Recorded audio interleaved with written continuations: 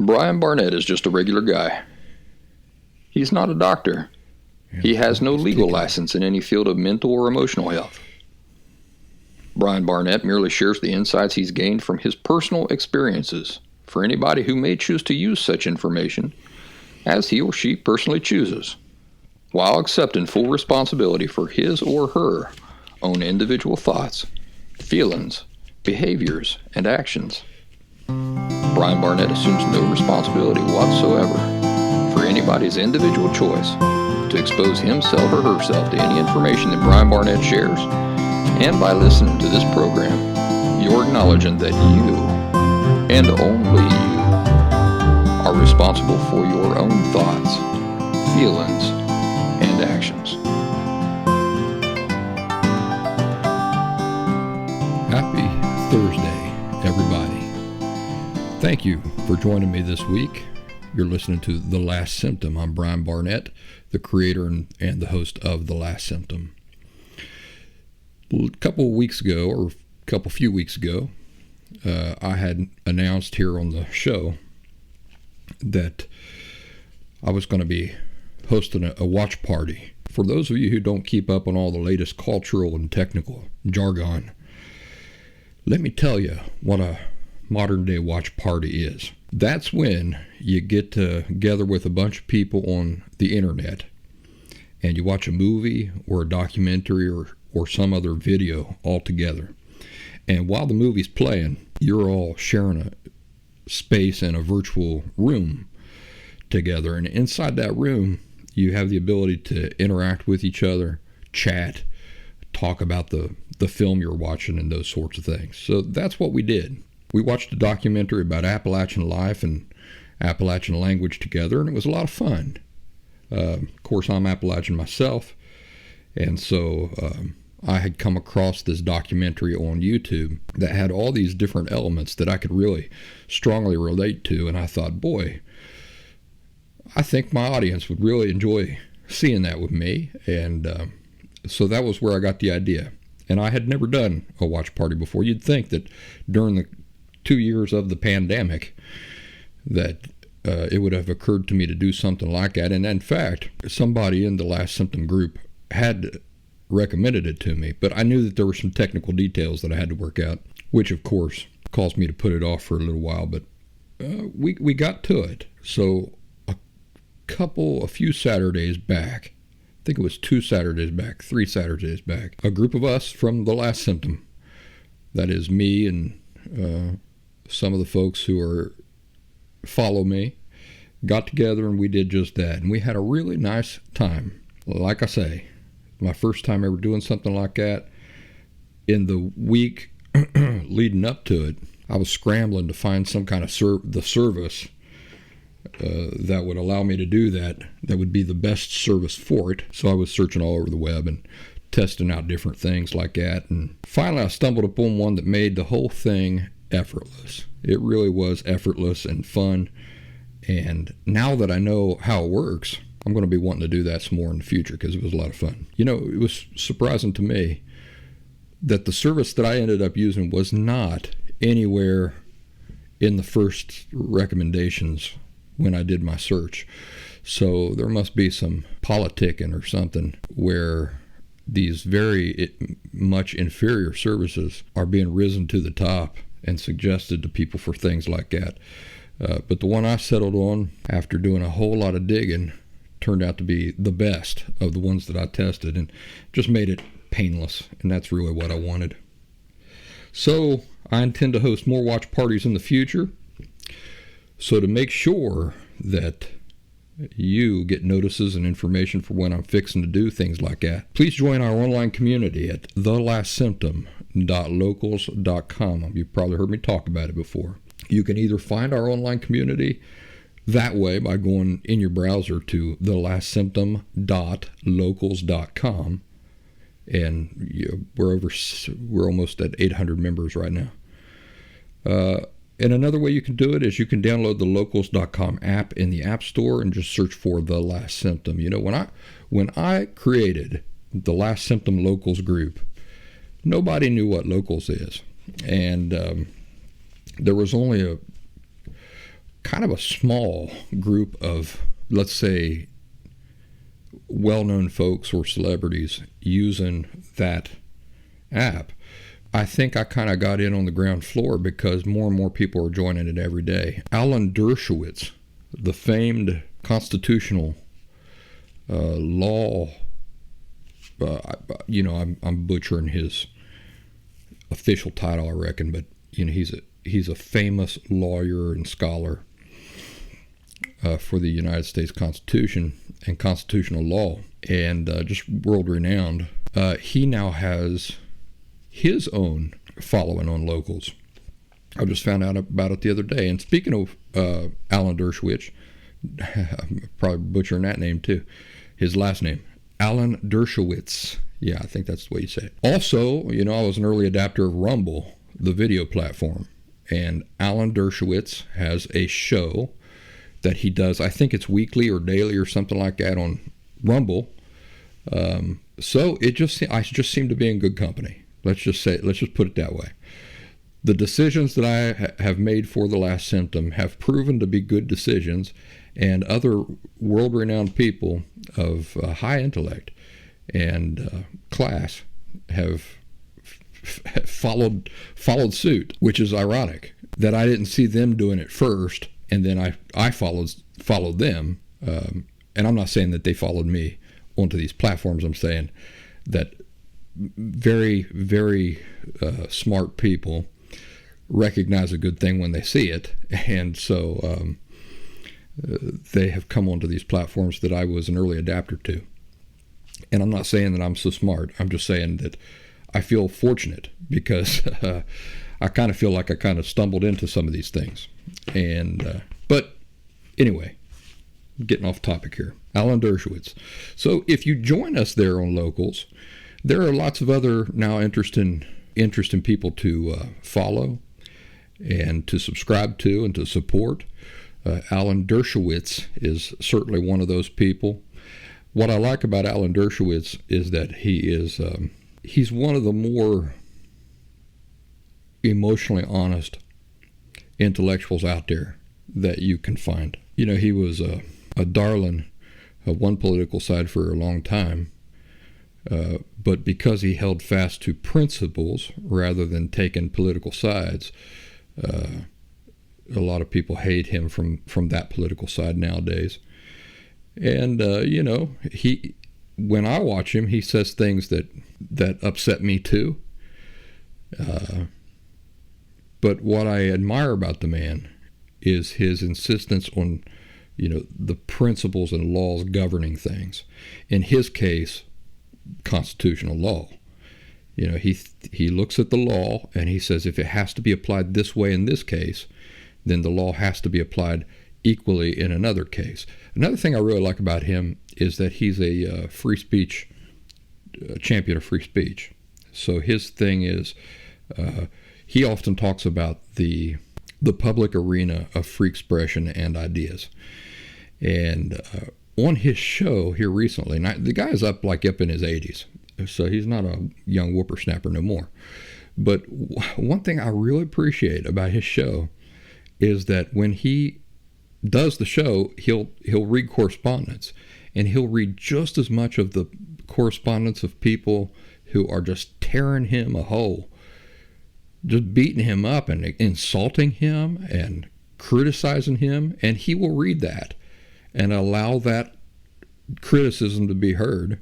He values it on the merit of people should be able to say what they're really thinking and feeling. Anyway, I'm really getting off topic here. What's our online community like on Locals? Well, think of it as like a better designed, refined version of Facebook groups. So if you're a part of any Facebook groups, it's that type of experience, sort of. It's like a community for people with refined tastes.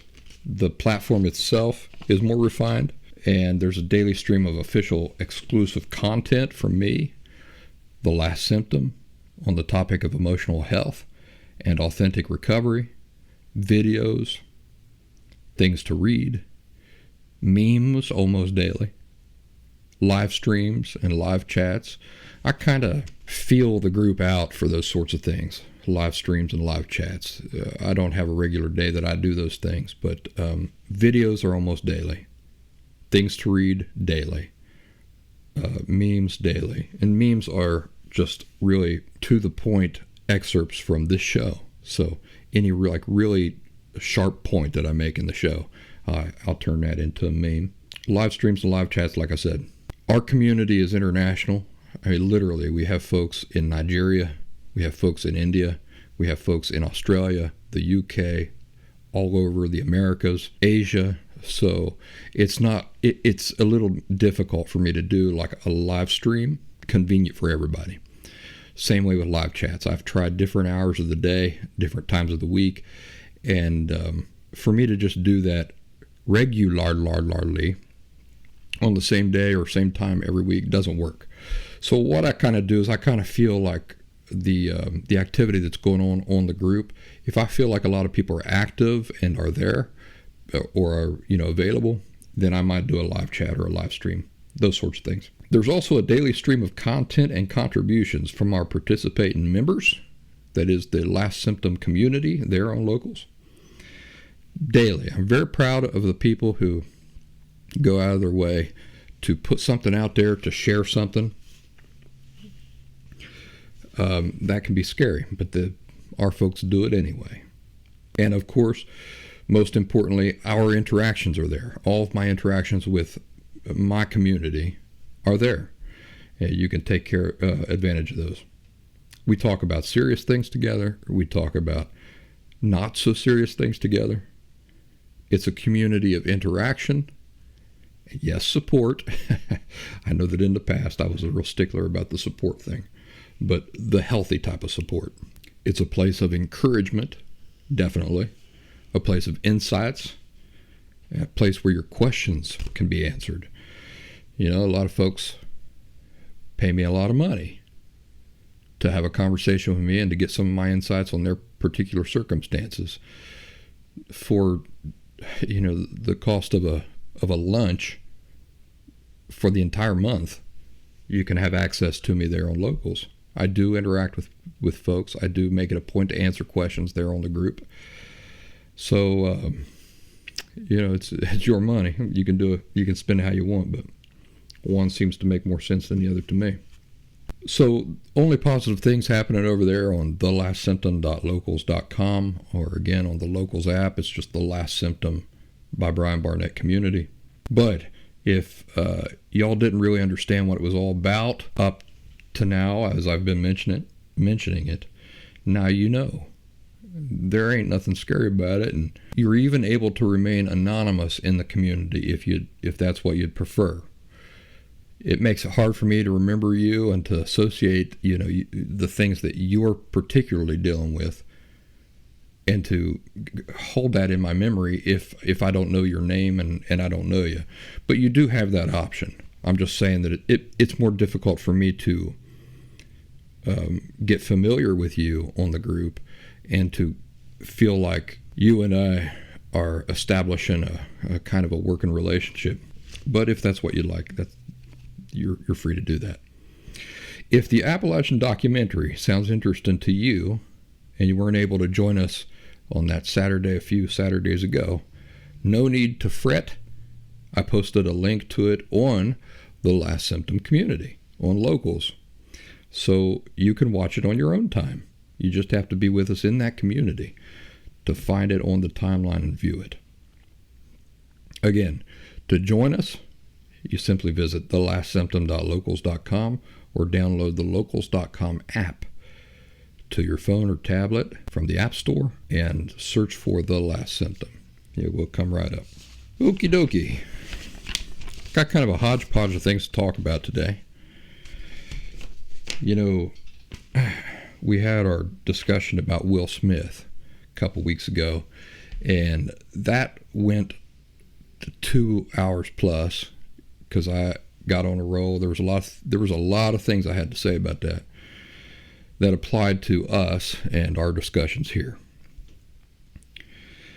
Then I took the week off, in a sense, because I just didn't record a show last Thursday, but I've still been busy. I have a big backpacking trip coming up here in the next week.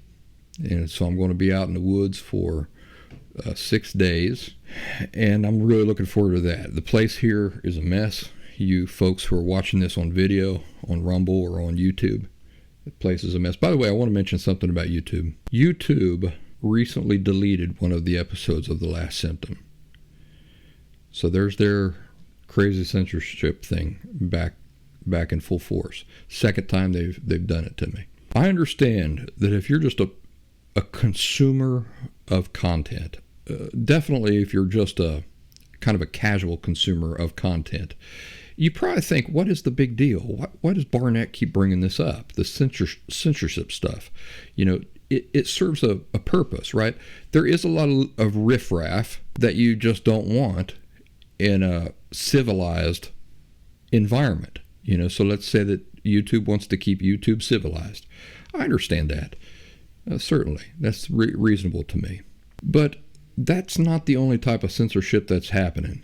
And if you were a person who felt like something that you had to say was especially valuable to people, put yourself in those shoes.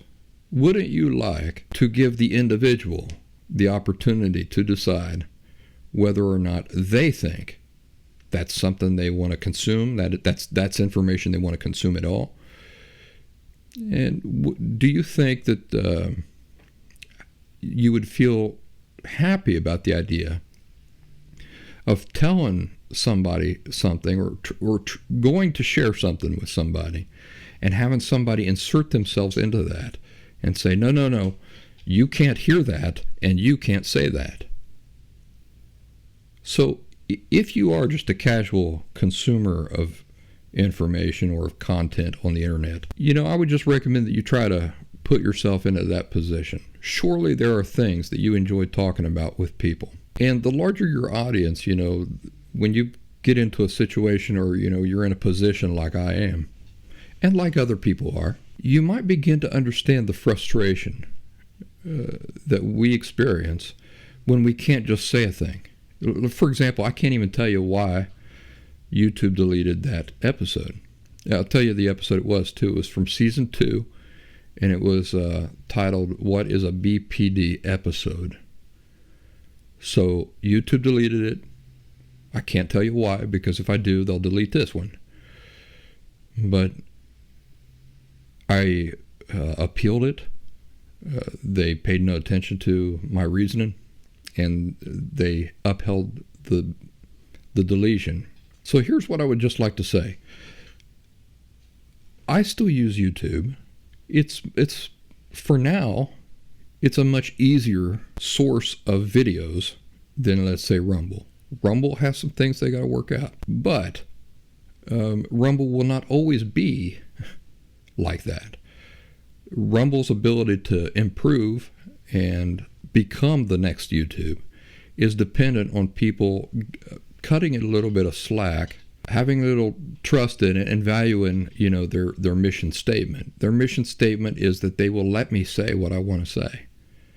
That's the same thing with Locals. That's why I moved Locals, my group, from Facebook to Locals. So it doesn't take a genius to see why these platforms deserve support, even though they might not be immediately as familiar or as immediately as enjoyable as some of the established platforms.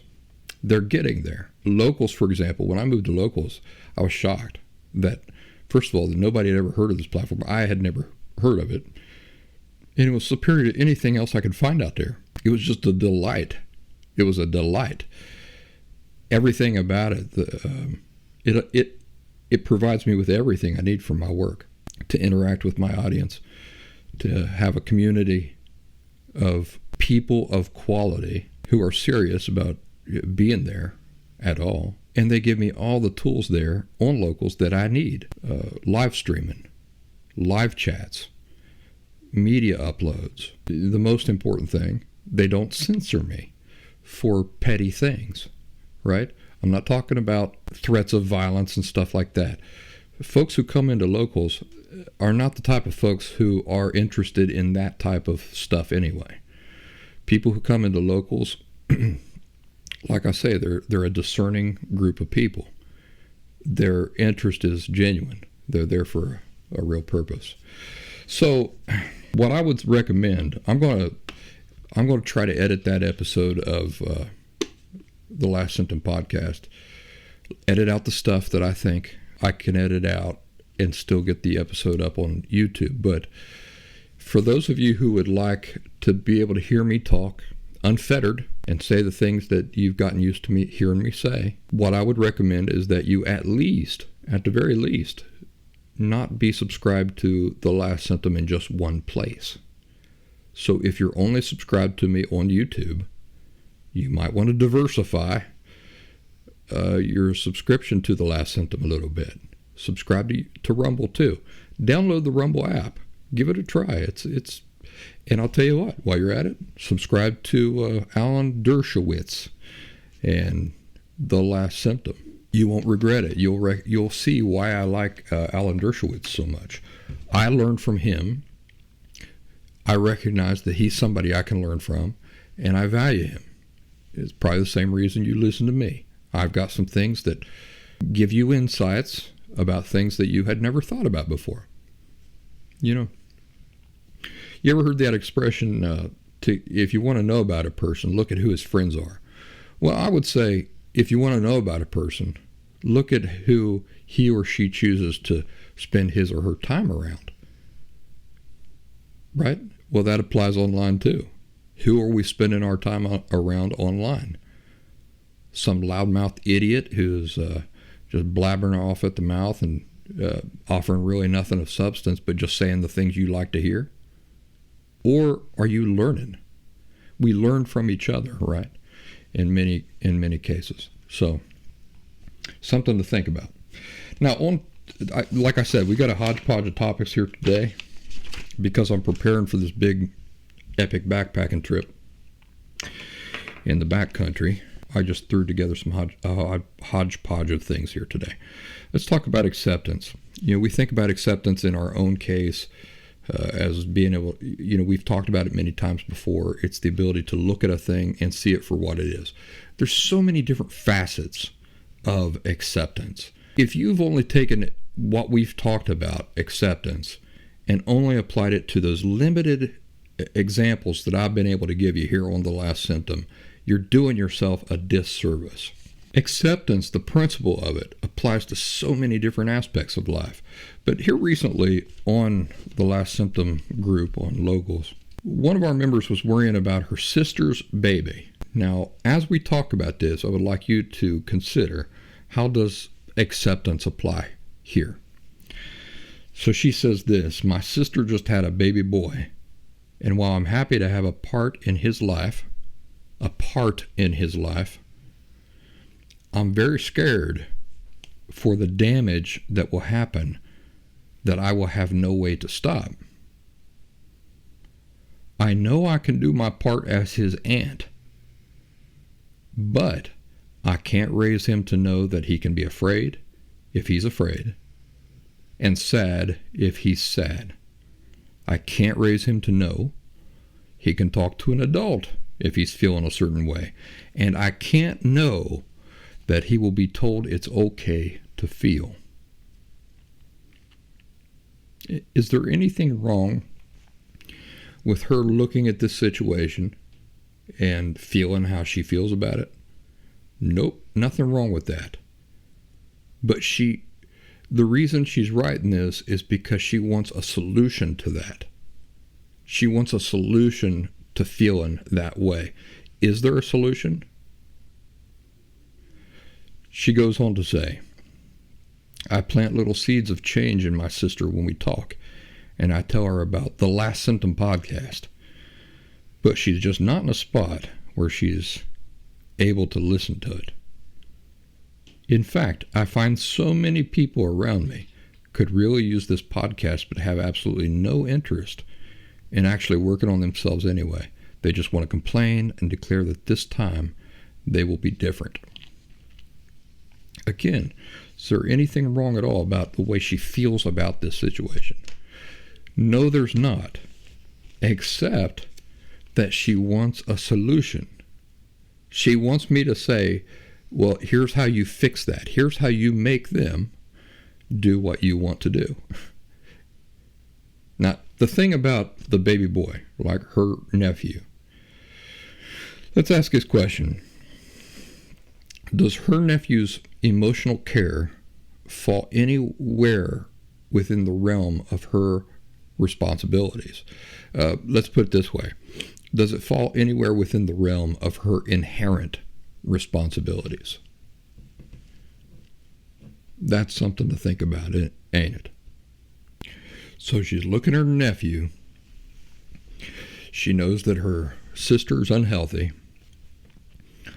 She's looking at that situation, realizing that her nephew's going to grow up with observing the wrong attitudes from his parents. She senses the injustice of that, and she wants to fix it. She wants to fix the injustice, which is understandable. But does she have a right to it? Is it her responsibility? And is her focus being there accomplishing any good? So in the past, we've talked about the law of individual inherent rights, responsibility, and authority. We've described it as a circle in the sand. I've gone to talking about it as more like a bubble, right? Because a bubble is all encompassing. So when we talk about the law of individual inherent rights, responsibility, and authority, I imagine it is like a bubble around us. And then there are 7 billion people walking about the earth, all with their individual bubbles. It's probably not 7 billion because a large portion of the world's population are probably children, and they fall within their parents' individual inherent rights, responsibility, and authority. The children won't get their own until they become individual adult free agents. But still, you see that the description there. Here's what I had to say to her. I can understand the frustration. It's somebody you care about. I think about me doing this work, right? These things, these unhealthy attitudes and perceptions that I have escaped. Do you think that I go out into the earth, go out into the world, and that these things aren't calling out to me all the time, like they're not in my face all the time? They're in my face all the time. I can't go down to the Piggly Wiggly or to the Walmart without these things being in my face. It is a great injustice when you see a child with unhealthy parents. It is a great injustice when you turn on the TV and the messaging on the show supports and encourages emotional disorders and emotional unhealth. I have my feelings about that. Any injustice really bothers me, but especially those sorts of injustices really bother me. Now imagine that it's somebody you care about and you're observing that injustice. Here's what I had to say to her. Remember that our caring for somebody does not grant us rights or responsibility over them. Right? Our caring for somebody, no matter how much we care for them, does not grant us rights and responsibilities over them. Now, you need to separate those two things. You might be inclined to focus more on rights. Okay, so it doesn't give me rights over them. But what else did I say? The other thing I said is that it doesn't grant us responsibilities over them. What does that mean for her? It means that when her nephew, if her nephew, grows up and is unhealthily affected by these attitudes that her sister lives with, it's not her responsibility to care about that, in the sense of interfering with it. Right? She can feel however she wants to feel about it, but it's not within the realm of her responsibility to feel like she must do something about it. like she's obligated to do something about it. What is her obligation? We're going to talk about that here in a minute. You'll be surprised. But to give you a clue, her obligation is to worry about herself and to respect her sister as a person. What does that mean? Let's see. Your nephew is firmly under the rights and responsibility of your sister. It's her right to raise him however she will, and her responsibility to do so also. When we talk about identifying to whom responsibility belongs and to whom it does not belong, this is also a way of keeping ourselves modestly in our place. Do you remember us talking about modesty? It's something that I've been talking about a lot in the last year. Modesty is that beautiful quality where we are both able and willing to recognize our true limits as people and work within those limits. We content ourselves with working within those limits, our true limits. Does she have a limit when it comes to her nephew? Sure, because the rights and responsibility for his care do not belong to her. But her urge is to assume those rights and responsibilities anyway. Do you see? So her being modest is that ability to recognize where her rights and responsibility and authority begin and end. That circle in the sand or that bubble, where does it begin and end? And where does somebody else's bubble begin and end? Being content to work within the confines of that bubble and not trying to step into somebody else's. So, recognizing the law of individual inherent rights, responsibility, and authority, as well as being modest, developing that quality, is also a way of not taking on weight that does not belong to us. Do you see that? It's a way of not putting weight on our shoulders that never belonged to us in the first place. Doesn't belong to us, will never belong to us. But it's also a way of us maintaining focus where it belongs. Where does our focus not belong? Where does it belong? It belongs on ourselves, right? I have nieces. I'm in the same situation as this person, by the way, because I have 3 nieces. Both of their parents are just terribly unhealthy, and I'm seeing the real life effects on my nieces as a result of that. The one is now 19 or 20. On her second marriage, they're separated. She has a child. She jumps from one relationship to the other relationship. My other nieces are about 2 years apart, each one of them, right? I'm seeing the effects on their life, the way that it is literally molding them and helping direct their path through life in an unhealthy way.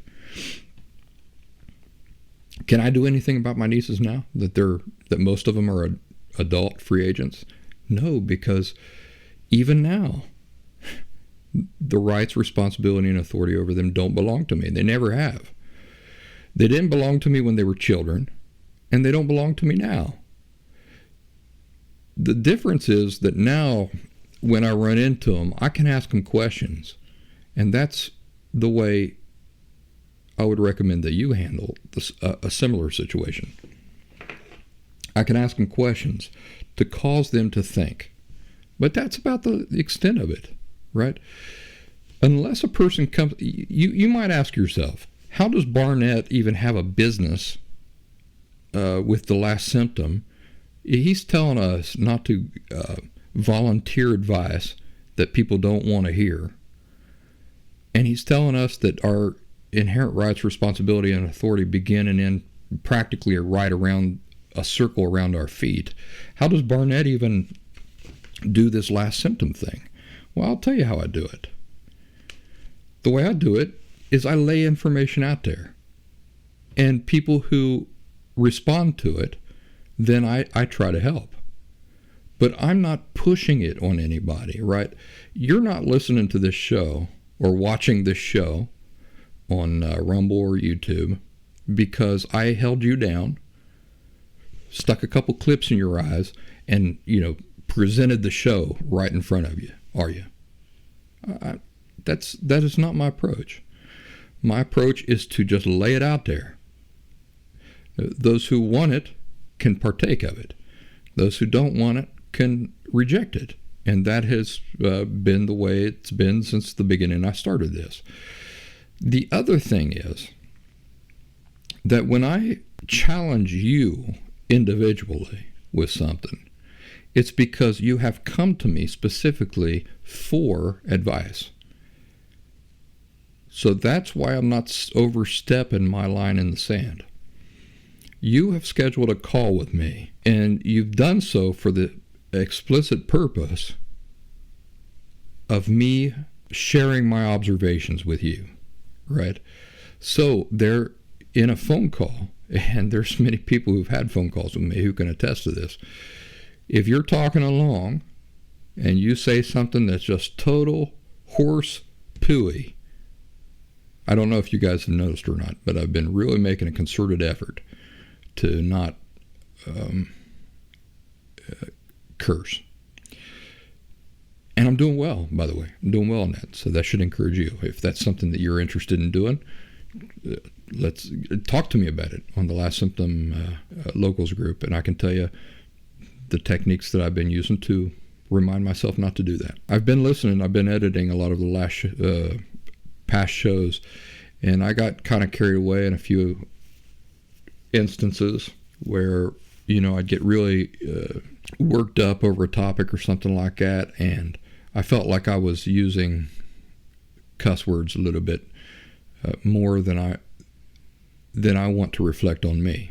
So I've edited a lot of that out, and nowadays I'm even though I still believe, like at the beginning, when I started the Last Symptom, I said that when you really want to get somebody's attention, sometimes a curse word does that. But in today's world, curse words have become so common, and even the most intense curse words have become so common that I'm kind of the opinion now that if you really want to get somebody's attention, you avoid using the curse word. You avoid it, because that now is the opposite. It used to be shocking, like you'd hear a certain word, and that would snap a person out of their kind of mindset. Not true, I don't think now. Now I think that the avoidance of such words can have just as strong of an effect as the curse word once had 10 years ago. So anyway, again, I'm getting off topic.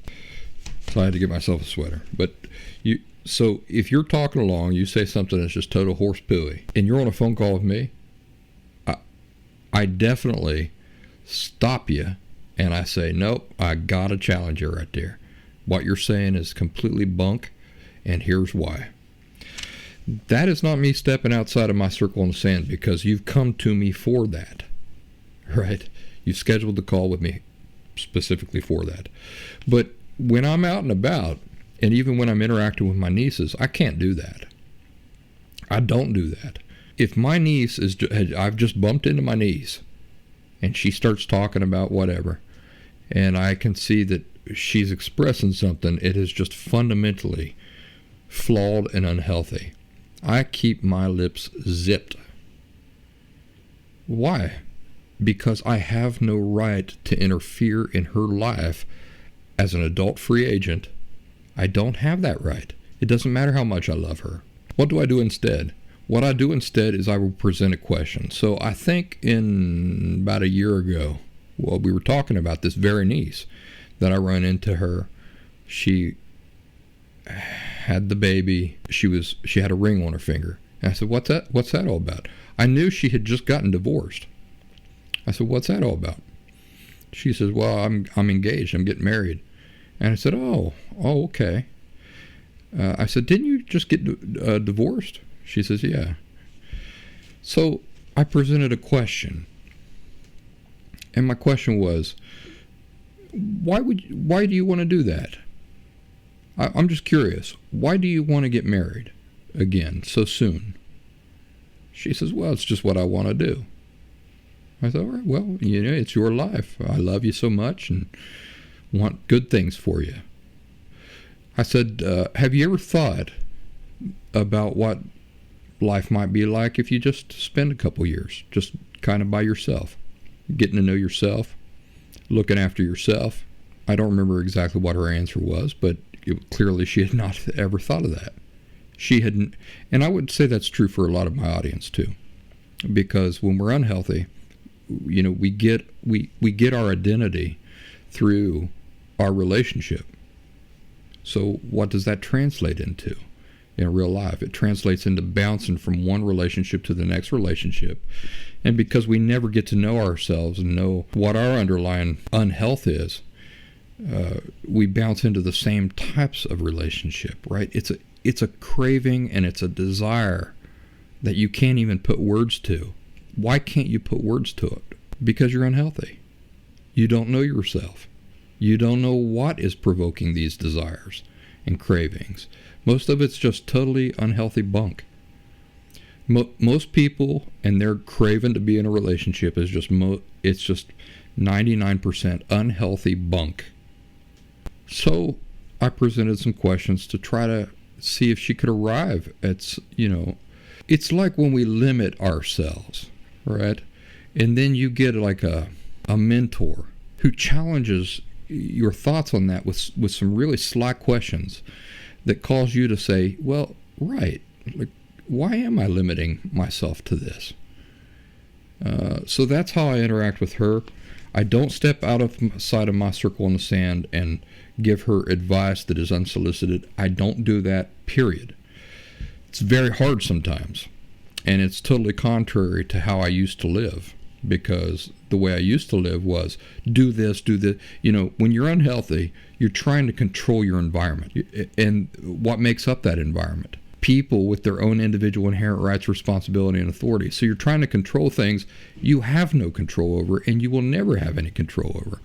It's incredible to go from that type of a lifestyle of trying to control your environment to just letting your environment be what it is and making decisions only for yourself. Do you remember what the topic of today is? Acceptance. Are you starting to see how acceptance contributes to that? Remember, acceptance is not agreeing with a thing. Acceptance is just simply, all right, this is the truth, then that's what I've got to work with. I'm going to, from now on, my approach is going to be in harmony with my acceptance of this truth. That's acceptance. So this person who is talking about her nephew again, are you beginning to see how acceptance is the answer for her? The answer is not stepping outside of her circle in the sand, forcing her opinions and forcing insight and knowledge on her sister and these sorts of things, forcing advice upon them and stuff like that. It's acceptance.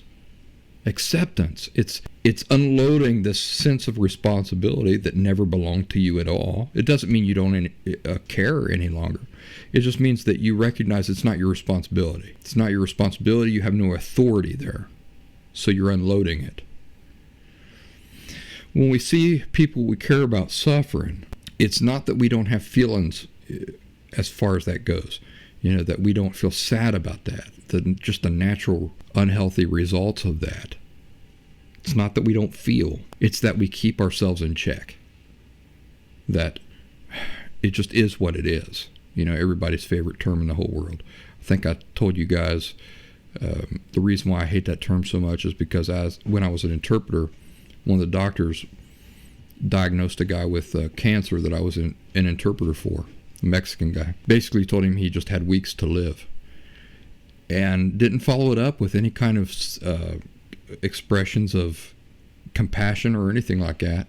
The guy was just standing there in total shock. And the doctor turned around and coldly said to him, look, it just is what it is. Like, you're not going to be here 6 weeks from now, and it just is what it is.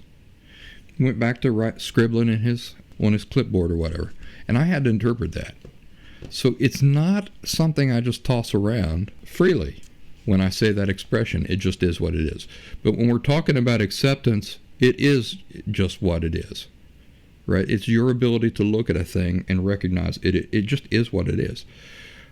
I don't agree with my nephew growing up with these sorts of attitudes and this sort of emotional education. But at the same time, it's not my responsibility. It's not under my authority to do anything about it. So I got to let it go. Do I have to like it? No, I don't have to like it. I just have to recognize that the situation, it just is what it is. Only people who maintain this focus and respect for the law of individual inherent rights, responsibility, and authority get anything done. That's probably the takeaway point of today's show. Only people who recognize, respect, and work in harmony with the law of individual inherent rights, responsibility, and authority in this respect get anything done. How is that?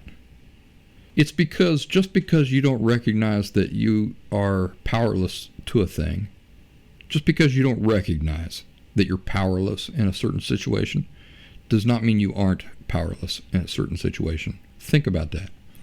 Just because you don't recognize, respect, and value your powerlessness in a situation does not mean you're not still powerless in that situation. You are. Because when we're talking about you being powerless, this is not just a perception. We're talking about things you truly are powerless to. Now you think about a man. In the past we used the example of a man going out screaming at the weather.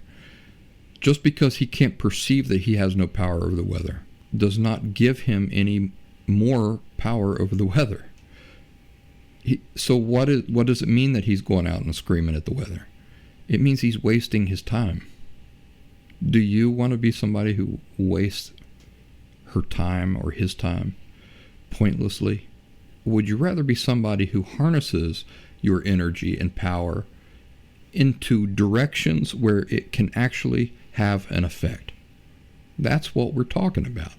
We're talking about not wasting your time and energy and efforts on things where it's just time and energy and effort going out the window. It can't have an effect. You caring more about it cannot give you more control or power over this thing. So it's just a total waste. Your attention and energy in these sorts of situations where you're looking at your nephew or you're looking at somebody else's kids or you're looking at the kids in the Walmart and you're saying, boy, that's an injustice. That's an injustice that those kids are going to be raised with those sorts of attitudes. You're allowed to feel how you feel about it. But it has to stop there. How can you make it stop there? Acceptance. Acceptance. If you want to start a channel like this, if you want to start a podcast, if you want to start a video channel where you present information and allow whoever wants to take advantage of it to take advantage of it, you can do that. What you cannot do is force your opinion upon other people. Force what you know upon other people. Force your way of life upon other people. You can't do that. It's a total waste of time to even try. So when you see these sorts of situations out there in the world and they're irritating you, acceptance, the ability to see a thing for what it is, will allow you to go, it's not my responsibility. It's still an injustice. And it breaks my heart that this injustice exists in the world.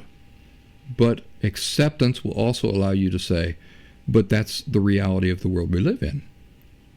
That is the reality. What else does acceptance allow you to come to terms with? That it's not your responsibility that these things exist in the world. Have you noticed that about me? That is my entire approach to things. I'm living what I'm telling you right now. I'm living it. in that, my whole work, The Last Symptom, the whole nature of it is taking insights and just laying them out there where people can stumble across them.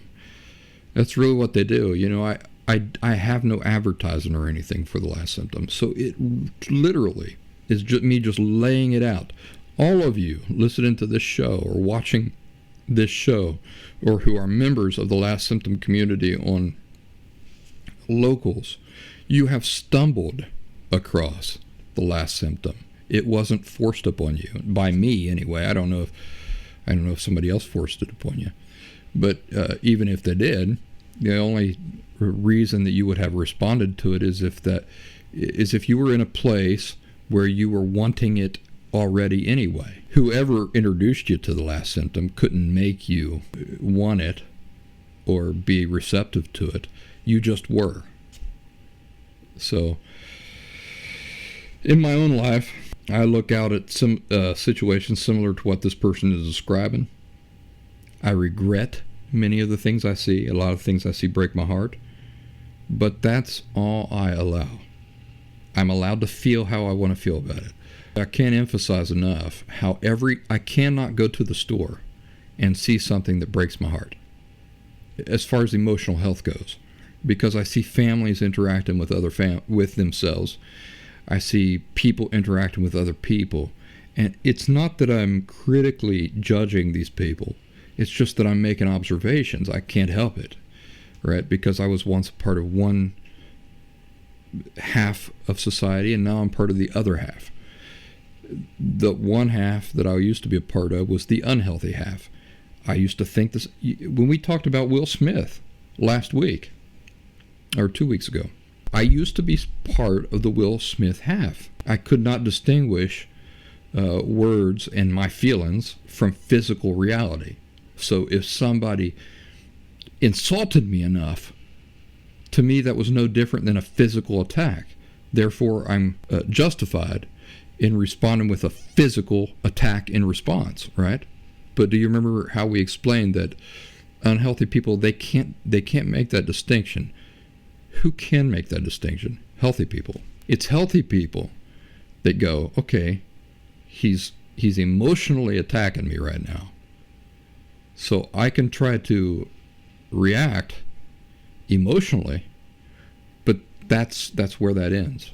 I can't physically respond to something that is purely emotional.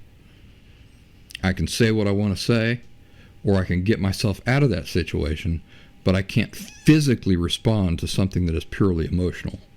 In order for me to be able to physically respond, I would have to get physically attacked.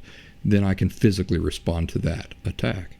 So, when I'm out in public and I see these things and it breaks my heart and everything like that, I put more heart and soul into this show. I put more heart and soul into my work with The Last Symptom, but it's still limited to me just laying it out there. Your consumption of this show, of this information, is a decision that you're making for yourself. It's not a decision that I'm making for you. I'm simply putting it out there. The reason why I'm emphasizing this is because I want you to see that this is the approach that you must have to everything in life, if you are to be and remain healthy. Even when it comes to your nephews and nieces, your sisters and brothers, your cousins, your aunts, observe them, feel compassion for them. Don't try to live their lives for them. It's really what it comes down to, right? Are you willing to live your own life only? When we're talking about adult free agents, you have the full rainbow of rights, responsibility, and authority over your own life, but only your own life. If you have children, they fall under that umbrella. Don't try to live other people's lives for them. Can you be content doing that? Can I be content looking at my brother, my beloved brother? I love him to death. He's few people on the earth that I love more. Can I be content watching him make his own decisions that I totally disagree with and that are probably going to destroy him? Love him anyway. Allow him to do it. Respect his right to make those decisions. not interfere. Unless he asks me. He comes right out and says, what do you think about this? What would you do? He says that, well, then I'm wide open. He's invited me. Now I'm no longer trying to blatantly step outside of my circle in the sand or my bubble and enter his and assume rights, responsibility, and authority that don't belong to me and never will. I only get to influence those things by laying information out there, and anybody can take advantage of it if they want to, or if I am specifically invited to give my feedback.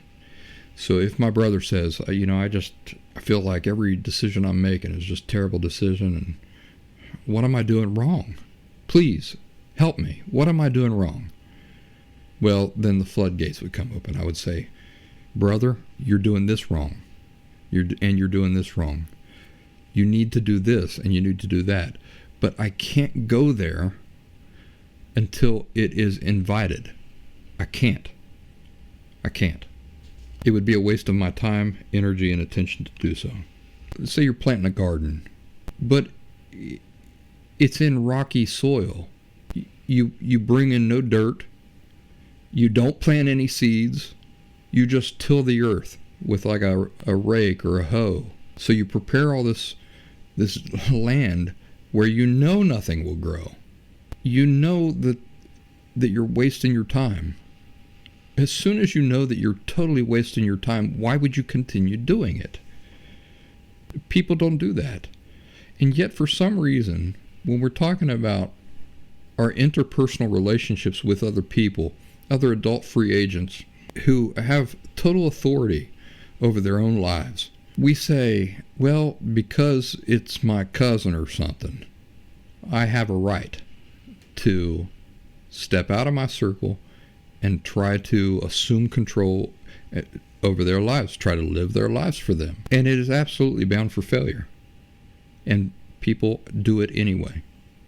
It's because when we're unhealthy, we don't realize that, well, we don't understand and we don't respect and we don't value the law of individual inherent rights, responsibility, and authority.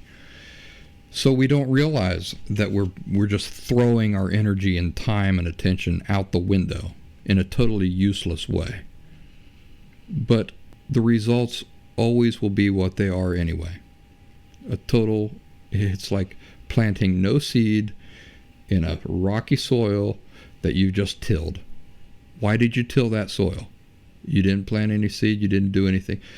Speaking of seed, it's interesting that that's the illustration that come to my mind. Because when I talk about just laying information out, what is that? It's planting seed. It's tilling soil and planting seed and just waiting for it to grow. That's the approach you have to other people. You can't make it grow. It just will grow or it won't grow. You can only prepare the conditions for that growth. That's it. And so the person will come along.